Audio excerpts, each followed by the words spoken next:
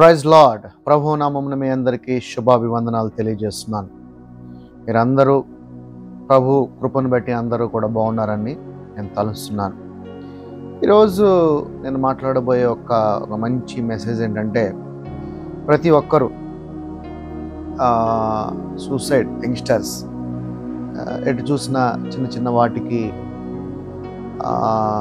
వాళ్ళ కెరియర్ గురించి, ప్రేమ వివాహాలు, అలాగే వివాహ బంధంలో కూడా కట్నము, అలాగే ఫైనాన్షియల్ ఇబ్బందులు, ఇలా ఎటు చూసినా కానీ వాళ్ళు సూసైడ్ కమిట్ అయిపోవటం, ఇంకా మనకు ఎవరు సహాయం చేసేవారు లేరు, ఎలాగ ఈ ప్రాబ్లం నుంచి మనం బయటపడాలి అనే ఒక ధోరణిలో ఉండి, దేవుడు ఎంతగానో ప్రేమించి నీకు ఇచ్చిన ఆత్మని నువ్వు ఆర్పేసుకుంటున్నావు.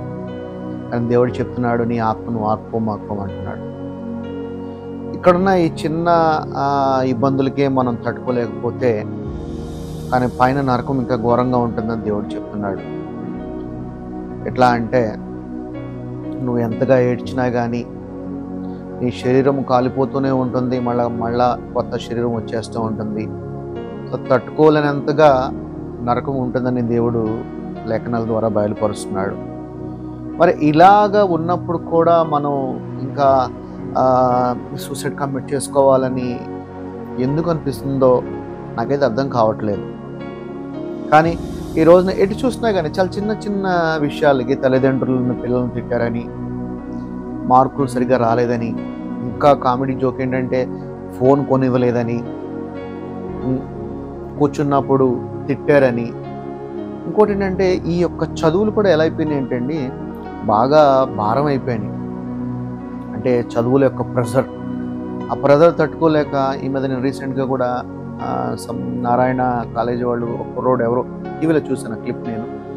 సో ఇలాగా ప్రెషర్ ఎటు చూసినా ఒక ప్రెషర్ కుక్కర్లో ప్రతి ఒక్కరు, not only students, even families కూడా ఫైనాన్షియల్ ప్రెషర్, ఎంప్లాయీ జాబ్ చేసేవాళ్ళు జాబ్ ప్రెషర్, జాబ్ తట్టుకోలేక, టార్గెట్స్ చేయలేక, ఇంకా వద్దు ఈ జీవితం, ఇంకా తాళలేము, ఈ జీవితంలో మనం ఉండలేము అని వాళ్ళు సూసైడ్ కమిట్ అయిపోవటం, వారి మీద ఆధారపడి ఉన్న కుటుంబం అంతా కూడా ఒక డిస్టర్బెన్స్లోకి వెళ్ళిపోవటం, వాళ్ళు ఆ కుటుంబాన్ని విడిచిపెట్టడం వల్ల వారు ఆ కుటుంబంలో అనేక ఇబ్బందులు పడటం, ఇవన్నీ మనం సమాజంలో, సొసైటీలో చూస్తూనే వస్తున్నాం. అయితే మన నిజమైన దేవుడు ఏమంటున్నాడు? నిజమైన దేవుడు నీకు తోడై ఉన్నాడు.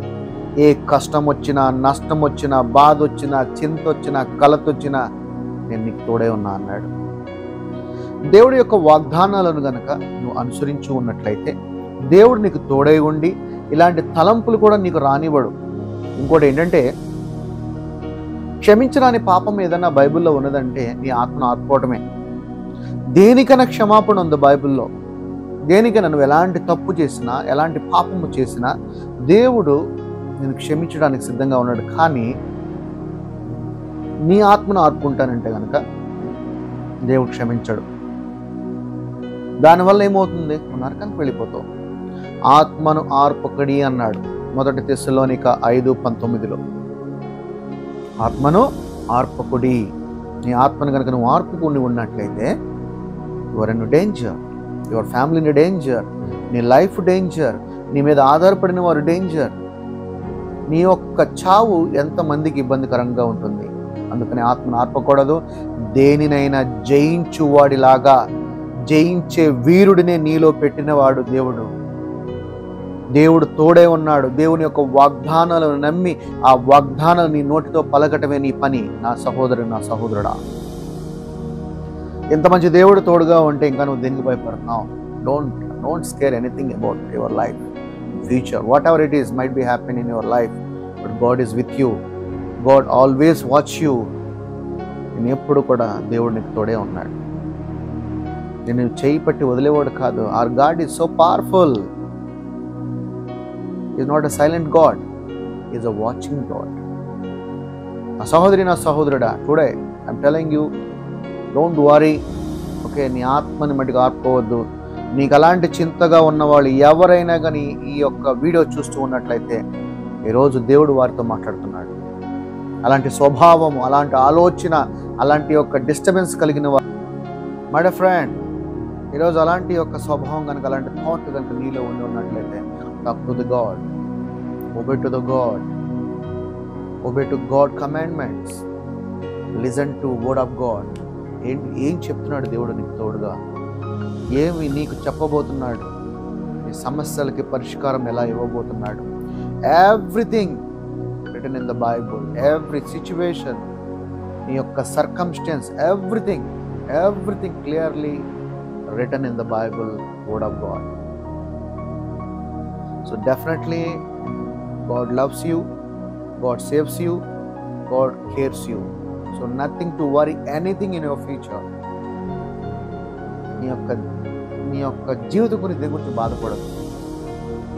సో దేవుడికి నమ్మించిన వాడు లేడు, తప్పు చేయని వాడు ఎవడో లేడు, సమస్యలు లేనివాడు ఎవడో లేడు. ఆ సమస్య బంధకముల నుంచి నువ్వు ఎలా బయటకు రావాలి, ఆ బంధకం నుంచి నువ్వు బయటకు రావాలంటే నువ్వు దేవుడి మీద ఆధారపడాలి. నా సహోదరి, నా సహోదరుడా, ఈరోజు దేవుడు నీతో మాట్లాడుతున్నాడు. Get ready to listen what I'm saying. ఈరోజు నువ్వు సిద్ధంగా ఉండి నేను చెప్తున్నాను, నేనేం చెప్పే మాటలు నువ్వు వింటున్నావు, ఆ మాటలు నీ నోటి ద్వారా పలుకు. యేసయ్యా, ఈ వాగ్దానాలు నేను పలుకుచున్నానయ్యా, నా సమస్యలకి, నా కష్టాలకి, నా బాధలకి, నా కెరియర్స్కి, నా లైఫ్కి, ఎవ్రీథింగ్ నాకు బలవంతుడిగా ఉండయా, నా ముందుండి నేను నడిపించాయా. నాలో ఏదైతే ఆయన చెడు తలంపులు వస్తున్నాయో నా మనసు మారేలాగా రెన్యూ చేయి. ఎటు చూసిన ప్రేమికులు చిన్న వయసుల్లో ఇన్ఫాచ్యులేషన్ వల్ల ఏంటిదంతా, ఏం జరుగుతుంది, సమాజం ఎక్కడికి వెళుతున్నాం మనం, టెక్నాలజీ ఏంటి టెక్నాలజీ, వరస్ట్ టెక్నాలజీ. ఎందుకంటే నీ లైఫ్ నాశనం చేసుకుంటున్నారు నా సముద్ర టెక్నాలజీని బట్టి జీవితాలు నాశనం అయిపోతున్నాయి. అందుకనే ఈరోజు నీతో దేవుడు మాట్లాడుతున్నాడు. ఏం మాట్లాడుతున్నాడు దేవుడు నీతో మాట్లాడే చూద్దాం. ఈ రోజున యెషయా గ్రంథములో దేవుడు మాట్లాడుతున్న మంచి మాటలు ఏంటంటే 41వ అధ్యాయము 10వ వచనము. నేను చెప్పే మాటలు జాగ్రత్తగా మీరు ఆలకించండి.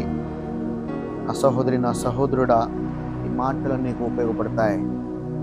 ఈ వాగ్దానాలు, గాడ్ ప్రామిసెస్, నీతో నిబంధన చేసిన ప్రామిసెస్. ఆ ప్రామిస్లు నువ్వు దేవుడితో అడగాలి. అయ్యా, ఈ యొక్క ప్రామిస్ వాగ్దానాలన్నీ కూడా నా జీవితంలో నెరవేరాలయ్యా.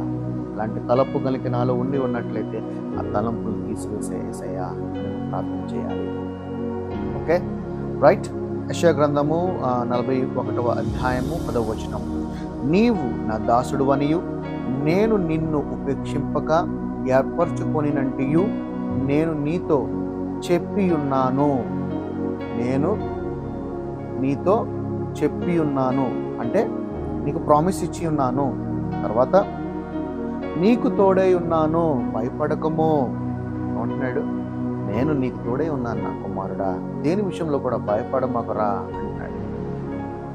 నేను నీ దేవుడినై ఉన్నాను, దిగులు పడకము.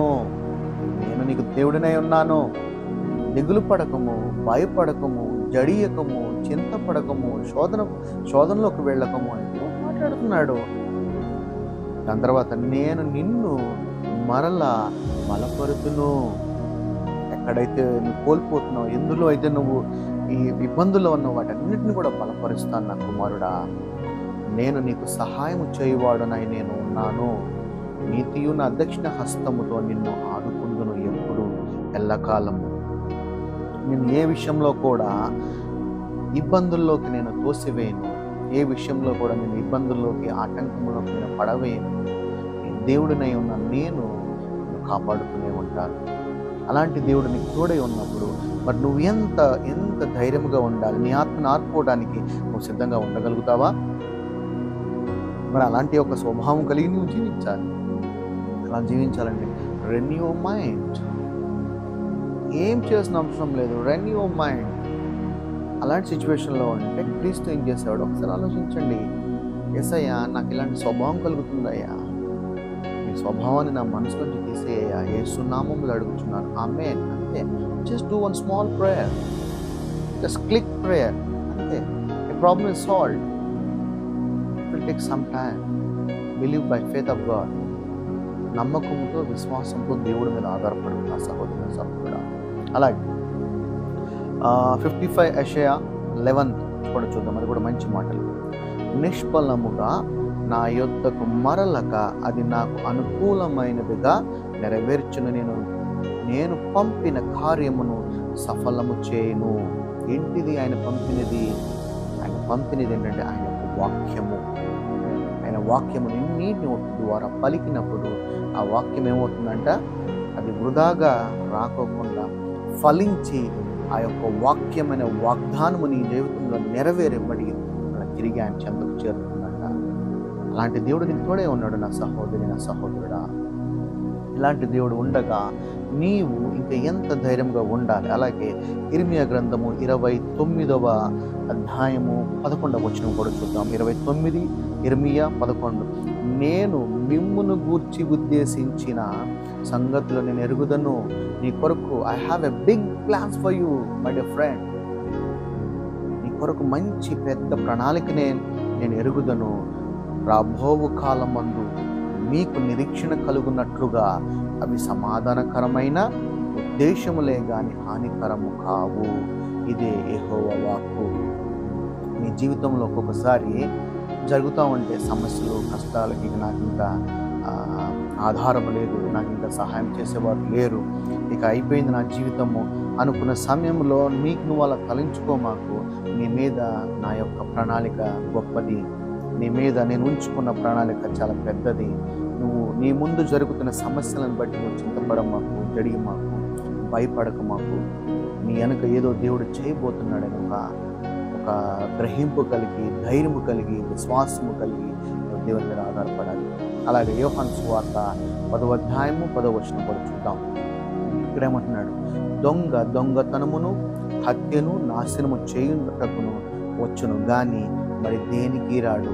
ఒక దొంగ ఎవరి దగ్గరైనా ప్రవేశించాడంటే వాడు నాశనం చేయడానికే వస్తాడంట. అలాగే గొర్రెలకు జీవము కలుగుటకు, అది సమృద్ధిగా కలుగుటకు నేను వచ్చి తిని మీతో నిశ్చయముగా చెప్పుచున్నాను. యేసు నీలోకి గనక ప్రవేశించి, దొంగ వస్తే నాశనం అయిపోతుంది. అలాగే నీలోకి గనక యేసయ్య గనక ప్రవేశిస్తే నేను కాపాడటానికి, నేను సంరక్షించడానికి, నేను నడిపించడానికి, నేను పోషించడానికి, విశ్వాసం అనే ఒక డాలు ద్వారా నేను ముందుకు తీసుకుని వెళ్ళడానికి, పరలోక రాజ్యానికి యేసయ్య నీ జీవితంలో ప్రవేశిస్తాడు. నువ్వు మరి యేసయ్యకి ఆహ్వానిస్తున్నావా? నీ హృదయంలో ఆయనకి చోటించావా? ఆయనకి నీ ఆస్తి వద్దు, నీ బంగారం వద్దు, నీ వెండి వద్దు, నీ యొక్క హృదయమే కావాలి. అలాంటి హృదయం కనుక నీవు ఇచ్చి ఉన్నట్లయితే దేవుడు అంటున్నాడు, నేను నిన్ను అక్కర పెట్టుకుంటాను, దగ్గర పెట్టుకుంటానని దేవుడు చెప్తున్నాడు. అలాగే 1 యోహాను సువార్త 4వ అధ్యాయము 4వ వచనం ఇక్కడ ఏమంటున్నాడు? చిన్న పిల్లలారా, ఆ పిల్లలారా, మై డియర్ చిల్డ్రన్స్ అంటున్నాడు. మీరు దేవుని సంబంధులు. ఎవరి సంబంధులు అంట? మనము ఆయన సంబంధులము. దేవుడే చెప్తున్నాడు, మీరు నా పిల్లలు అంటున్నాడు. మీరు దేవుని సంబంధులు. మీలో ఉన్నవాడు ఈ లోకంలో ఉన్నవాని కంటే గొప్పవాడు. నీలో యేసుకు నువ్వు చోటిస్తే, నీ హృదయంలో కనుక యేసయ్య కనుక ఉంటే, ఈ లోకంలో ఆయనంత గొప్పవాడు ఎవ్వడూ లేడంట. వాక్యం అంత బాగా మాట్లాడుతుంది. మరి యేసయ్యకు చోటించావా? నువ్వు యేసయ్య నువ్వు ఆహ్వానించావా? నీ హృదయంలో యేసయ్య ఉన్నాడా? వాక్యమై వెలుగై అక్కడదే అంటున్నాడు, మీలో ఉన్నవాడు లోకంలో ఉన్నవాని కంటే గొప్పవాడు గనుక మీరు వారిని జయించుచున్నారు. ఎలాంటి శోధన అయినా కానీ మీరు జయించగలుగుతున్నారంటే మీలో యేసయ్య కనుక ఉంటే, ఆ యేసయ్య అనే శక్తి ద్వారా ఏ ఇబ్బందినైనా శోధనను మనం జయించగలమని దేవుని యొక్క లేఖనంలో సెలవిస్తున్నది. అలాగే మార్కు సువార్త 16:16 కూడా మాట చూద్దాం. మంచి మాట ఇది కూడా. మార్కు సువార్త 16:16 ఇక్కడేమంటున్నాడంటే, నమ్మినవాడు రక్షింపబడును, నమ్మని వానికి శిక్ష విధింపబడును అంటున్నాడు. నమ్మినవాడు ఎవరైతే యేసు క్రీస్తుని విశ్వసించిన ఎడల, ఈయన నా రక్షకుడు, ఈయనే నా రాజుగా నువ్వు అంగీకరించిన ఎడల నువ్వు రక్షింపబడుదు. ఒకవేళ నువ్వు గనక యేసయ్యని గనక డినై చేసినట్లయితే దేవుడు అంటాడంటే నీ మీద శిక్ష విధింపబడును. ఇలాగే సూసైడ్ చేసుకోవటము, ఇలాంటి యొక్క తలంపులు, ఇలాంటి యొక్క కష్టములు, బాధలు, చింతలు ఇవన్నీ రావడానికి దోహదపడుతూ ఉంటాయి. అలాగే కీర్తనల గ్రంథము 55వ వచనంలో కూడా మంచి మాటలు దేవుడు మనతో మాట్లాడుతున్నాడు. ఈరోజు 55:22 కీర్తన ఇక్కడేమంటున్నాడు? నీ భారము యెహోవా మీద మోపుము, ఆయనే నిన్ను ఆదుకొనును. నీతిమంతులను ఆయన ఎన్నడును కదలనీయడు, విడువడు. నిన్ను స్ట్రాంగ్గా he will make you like a strength, అలాంటి ఒక పిల్లర్ లాగా నిల్చోబెడతాను అంటున్నాడు. నీ యొక్క చింత, భారము, కలత, శోధన, వేదన, మార్కులు, ఎగ్జామ్స్, అప్పులు, కష్టము, అపనిందలు అంతవి కూడా తీసుకెళ్ళే ఉంటాడంటే నా మీద వేయి, నా మీదే నీ భారం అంతా, జస్ట్ రిలాక్స్, కుమారుడిగా సంతోషంగా జీవించు అంటున్నాడు. నీకెందుకు ఇంకా చింత, దాని గురించి ఆలోచన, భయము, ఒక తెలియని ఒక ఇరిటేషన్లో నువ్వు ఎందుకు జీవించాలి? నా సహోదరి, నా సహోదరుడా, ధైర్యం కలిగి దేవుడి మీద ఆధారపడి విశ్వాసంలో దేవుడు నేను దీవించడానికి సిద్ధంగా ఉన్నాడు. ఆయన వాగ్దానాలతో నేను ముట్టడానికి సిద్ధంగా ఉన్నాడు. Why unnecessary getting scary and ప్రతి విషయంలో చింత. సో ఈ చింత వల్ల నిన్ను వాడు సూసైడ్ కమిట్ చేయడానికి నేను దోహదం చేస్తాడు. వాడు ఎవడు? అపవాది. అందుకని దేవుడిని ఆహ్వానించు, నువ్వు నీ హృదయంలో దేవుడిని భద్రం చేసుకో, వాక్యముగా ఉన్న నీ యేసయ్యను భద్రం చేసుకో నా సహోదరి, నా సహోదరుడా. పరిశుద్ధాత్ముడు ఎప్పుడు కూడా నీకు తోడుగా ఉండి దేవుడు నిన్ను ఆపడడానికి సిద్ధంగా ఉన్నాడు. అలాగే మళ్ళీ ఇక్కడ ఒక మంచి మాట అంటున్నాడు. రోమన్స్ 8వ అధ్యాయము, రోమన్స్ 8:1-2 ఇక్కడ ఏమంటున్నాడు? కాబట్టి ఇప్పుడు క్రీస్తు యేసు ముందు ఉన్న వారికి ఏ శిక్షా విధియు లేదు.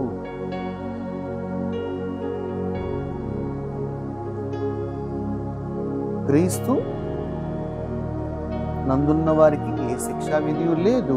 క్రీస్తు యేసు నందు జీవమునిచ్చు ఆత్మ యొక్క నియమము మరణముల నియమము నుండి నన్ను విడిపించిన ఎట్లనగా ధర్మశాస్త్రము దేని చేయజాలకపోయినో దానిని దేవుడే చేసెను. అందుకే ఇక్కడ దేవుడే అంటున్నాడంటే, డోంట్ వరీ, నేను నీకు తోడే ఉన్నాను, నీ మీద ఎటువంటి శిక్ష, ఎటువంటి పాపము లేదు, కాబట్టి నువ్వు రిలాక్స్గా ఉండు. నిన్ను ఇక్కడ డిస్టర్బెన్స్ చేసిన ఈ యొక్క దురాత్మను యేసు నామములో గద్దించి రెన్యూ చేసుకుని నీలో ఉన్న ఆ యొక్క ఏదైతే చెడు తలంపు ఉందో దాని నుంచి నువ్వు విడుదల కా అని దేవుని యొక్క వాక్యం సెలవిస్తున్నది. నా సహోదరుడా, నా సహోదరి, దేని గురించి చింతపడకు, దేని గురించి కూడా బాధపడకు. నిన్ను ముట్టుకునేవాడు అప్పులలో కూరుకుపోయావా? నీ జీవితానికి ఇంకా అర్థం లేదని బాధపడుతున్నావా? దేవుడు నీతో సిద్ధంగా ఉన్నాడు మాట్లాడడానికి. ఈ రోజున మాటలు దేవుడు నిన్ను దీవించాలని, ఈ మాటలు నీలో ఒక ధైర్యము, బలము, శక్తిని తేవాలని ఇస్లామాన్ని బట్టి అడుగుతున్నాను. ఆమేన్. తర్వాత అలాగే 8వ అధ్యాయం రోమన్స్, అలాగే 38-39 కూడా మంచి మాటలు చూద్దామండి. మరణమైనను జీవమైనను దేవదూతలైనను ప్రధానులైనను ఉన్నవైనను రాబోవి అయినను అధికారులైనను ఎత్తైనను లోతైనను సృష్టింపబడిన మరి ఏదైనను మన ప్రభు కిందే.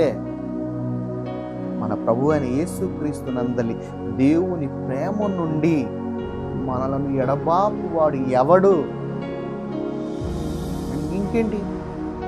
అసలు ఏదైనా ఈ లోకంలో దేవుడు తర్వాతే కదా. అదే దేవుడు ప్రేమతో నిన్ను ప్రేమిస్తా ఉండండి. అసలు ఇది నిన్ను దేవుడి నుంచి దూరంగా చేసేవాడు ఎవడు? ఎడబాపేవాడు ఎవడు? అందుకే ఆ మాటలు ఆలకించండి నా సహోదరు, నా సహోదరు. దేవుడికి తోడే ఉన్నాడు. ఈ రోజున దేవుడినితో మాట్లాడటానికి సిద్ధంగా ఉన్నాడు. అన్న దేని విషయంలో చింతపడకండి. చిన్న చిన్న వాటికి ఈ లోకంలో, ఈ ప్రేమలో, ఈ చిన్న చిన్న వయసుల్లోనే ప్రేమలో, చిన్న చిన్న జీవితం మీద ఒక సరైన అవగాహన లేకోకుండానే తర్వాత వెంబటనే సూసైడ్ కమిట్ చేసుకోవడం చాలా కుటుంబాల్లో కూడా సరైన సఖ్యత లేక, దేవుని యొక్క కాపుదల లేక, గుడికి రాకోకుండా వాక్యాన్ని తెలుసుకోరు.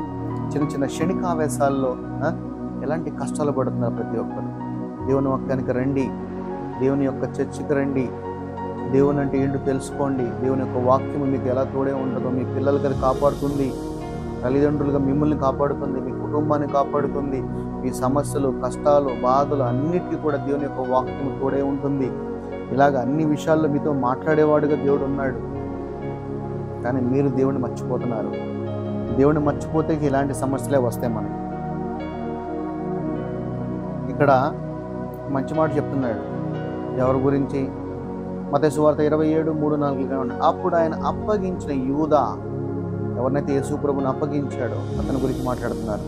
ఆయనను శిక్ష విధింపబడక చూచి పశ్చాత్తాపడ్డాడంట. అంటే ఎంత తప్పు చేశాను రా, నేను ఎంత తప్పు చేశాను రా. పశ్చాత్తాపడి ఆ 30 వెండి నాణ్యములు ప్రధాన యాజకుల యొద్దకు తెచ్చి మరలా ఇచ్చి, నేను నిరపరాధ రక్తమును అప్పగించి పాపము చేసిదని చెప్పాను. వారు దానితో మాకేమి, నీవే చూచుకొని చెప్పగా అతడు వెండి నాణ్యములు దేవాలయము పారవేసిపోయి ఉరిపెట్టుకును. వాడు చేసిన ఒక చిన్న తప్పు వల్ల, ఆ రోజున యూదా చేసిన చిన్న తప్పు వల్ల, యేసు ప్రభువును అప్పగించడం వల్ల, తర్వాత యేసు ప్రభువుని చూసి పశ్చాత్తాపడి ఉరి వేసుకున్నాడు.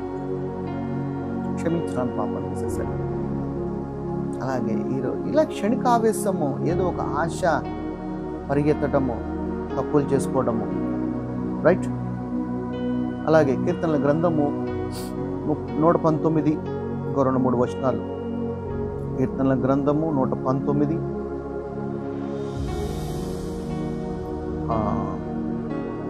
50 వచనం చూద్దాం. ఇక్కడ ఏమంటున్నాడు? నీ వాక్యము నన్ను బ్రతికించి ఉన్నది, నా బాధలో ఇదే నాకు నెమ్మది కలిగించున్నది. What wonderful scripture this is. నీ వాక్యము నన్ను బ్రతికించాలి, నా బాధలోనే నాకు నెమ్మది కలిగిస్తుంది ఆ వాక్యము. ఈ రోజున ఏదో ఒక తలంపులో నువ్వు జీవిస్తే కనుక ఆ వాక్యం నీకు నెమ్మది కలుగజేస్తుంది, ఆ వాక్యము నీకు ధైర్యం తెస్తుంది, ఆ వాక్యము నీ సమస్యకు పరిష్కారం చూపిస్తుంది. సో ఇలాంటి ఒక స్వభావం కలిగి జీవించాలని. అలాగే లాస్ట్ ప్రకటన గ్రంథము 21:4, ప్రకటన 21:4 ఇక్కడ ఏమంటున్నాడు? ఆయన వారి కన్నుల ప్రతి బాష్ప బిందువును తుడిచివేయను, మరణము ఇక ఉండదు, దుఃఖమైనను ఏడ్పైనను వేదనైనను ఇక ఉండదు, మొదటి సంగతులన్నీ కూడా గతించిపోయినను. సింహాసనములో ఉన్న గొప్ప స్వరము వింటిని. అలాగే ఈ రోజున నీ యొక్క తప్పులు, నీ యొక్క కష్టములు అన్నీ కూడా తుడిచివేయబడ్డాయి. దీని విషయంలో కూడా భయపడాల్సిన అవసరం లేదు. నీకు దేవుడు తోడుగా ఉన్నాడు. ప్రతి విషయం మీద దేవుడి మీద ఆధారపడు. దేవుడు నిన్ను ప్రేమించేవాడుగా, దీవించేవాడుగా, ఆస్వాదించేవాడుగా, బలపరిచేవాడుగా, అన్ని రకాలుగా తోడున్నప్పుడు దేని విషయంలో కూడా చింతపడమాకు నా సహోదరుడు, నా సహోదరుడా.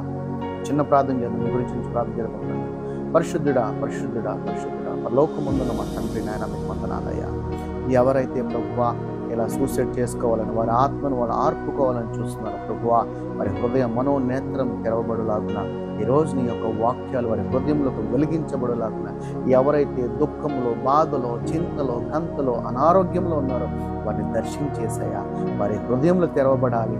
వారి యొక్క ఈ చెడు స్వభావం నుంచి నాయనా జీవం కలిగిన యేసు వారికి తోడుగా ఉన్నాడని వారు నమ్మే వారి యొక్క రూపాంతరం చెందే యొక్క మనసు వారికి దయచేయమని అడుగుచు ప్రభువా. వారిని దీవించండి, ఆస్వాదించండి నాయన. ఆ వారిలో ప్రవేశించిన దురాత్మను యేసు నామములో rebuke in the name of Jesus Christ. ఆయన విడుదలను ప్రకటించి ప్రతి కుటుంబాన్ని, ప్రతి బిడ్డను దీవించి ఆస్వాదించి బలపరచమని అడుగుచు తండ్రి. ఆయన ఈరోజు చెప్పిన వాక్యాన్ని నీ చేతులకు సమర్పిస్తూ, ఈ బిడ్డలందరినీ నీ చేతులకు సమర్పిస్తూ అసలు యేసుక్రీస్తు నామంలో ఈ ప్రార్థన అడిగి వేడుకుంటున్నాం తండ్రి. Amen. God bless you all. Praise lord. Amen. Thank you. Will meet tomorrow again. God bless you.